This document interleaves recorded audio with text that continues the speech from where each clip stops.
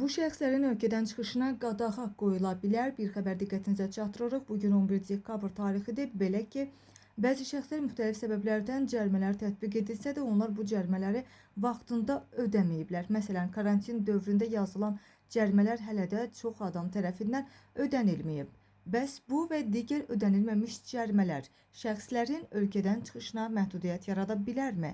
Bununla bağlı hüquqşünas Ramil Süleymanov mətbuat taza açıqlama verib.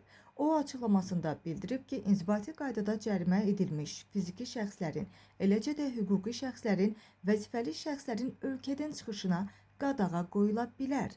Bu, icra haqqında qanunun 84.1-ci maddəsində əsasən tətbiq olunur.